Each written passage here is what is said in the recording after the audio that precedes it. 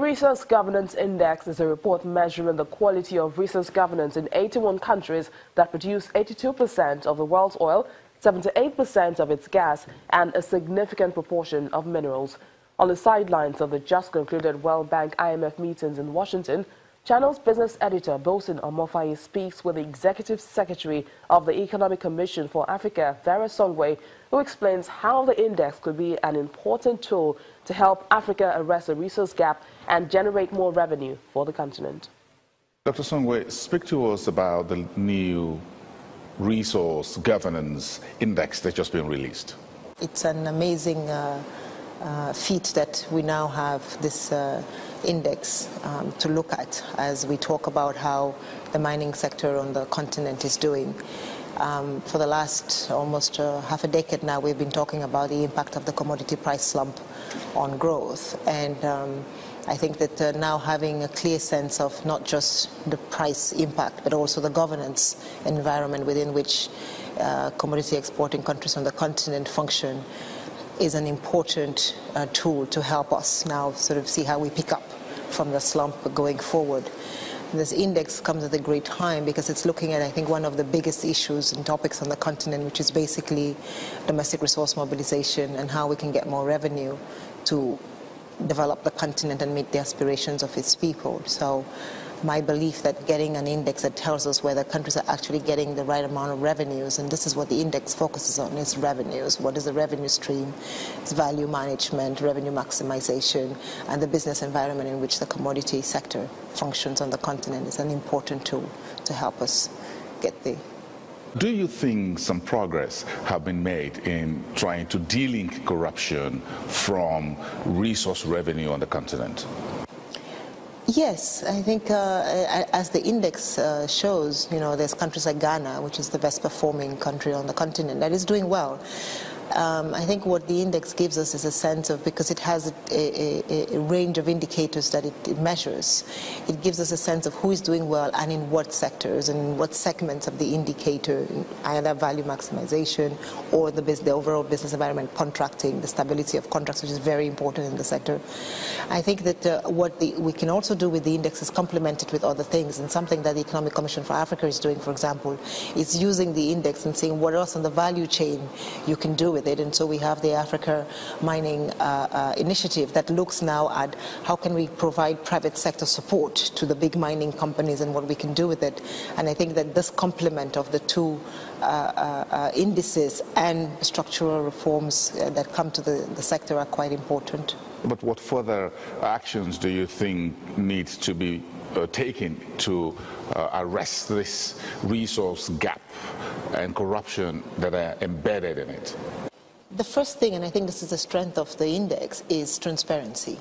I think what the index allows us to have is a very clear sense of who is doing well, where, and how. And the second thing that one needs to then do is, once you have a sense of where are the areas where you need to shed more light, and as I mentioned in this contracting, for example, in the overall business environment, then you can begin to say, how can we make it better? And first we do comparisons within the continent. Of course, it's a good place to start. We have, as I said, Ghana and other countries that are doing, relatively well off. But if we look at where they are compared to countries like Norway, which is the benchmark where everybody wants to get to, then we see that there are still substantial gaps in terms of progress towards best practice about how those resources are managed, what is the transparency, can you find contracts, can you understand how they were negotiated. So I think that we don't expect everybody to have perfection, but what we are expecting is to sort of begin to put some benchmarks about, where we want to go to. And there's going to be a lot of, and I think that this is the value added of the index, is that it gives those who want to support the sector areas where you can go and enhance, build more capacity, ensure that there is capability in the countries to meet the standards that are expected of them at the international level and of their people, most importantly.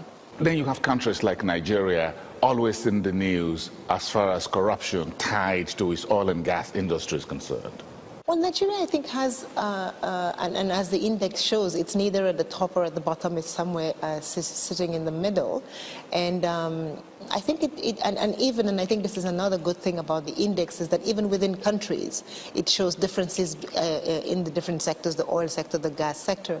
I think Nigeria gives us a very good example of how you can use the mineral sector to develop local private sector.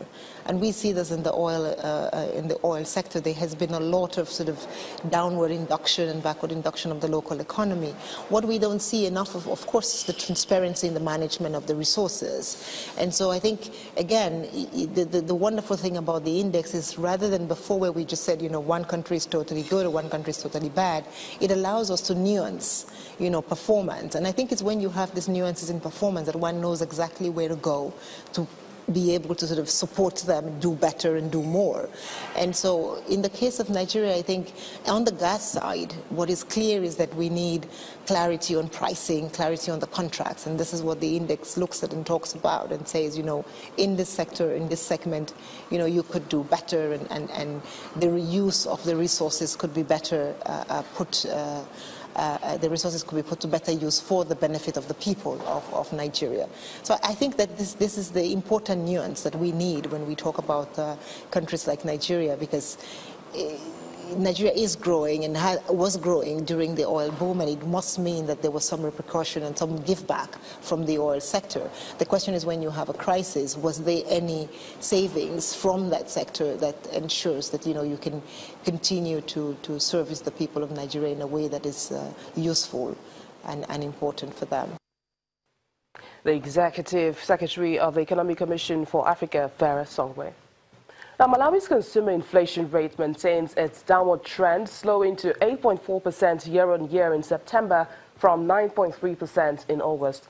Data from the National Statistical Office over the weekend shows a key contributor to slower price growth was a decline in both food and non-food inflation. The country's inflation rate is among the lowest in the SADC region as well as globally. Malawi's inflation fell by 0.9% from 10.2% in July to the single-digit figure of 9.3% in August. Financial analysts hailed the drop, saying the speed of the rise in commodity prices will be reduced. And finally, oil prices are up on concerns over potential renewed United States sanctions against Iran as well as conflict in Iraq. Brent crude futures, the benchmark prices were at $57.85 per barrel, up by 1.2% from their previous close.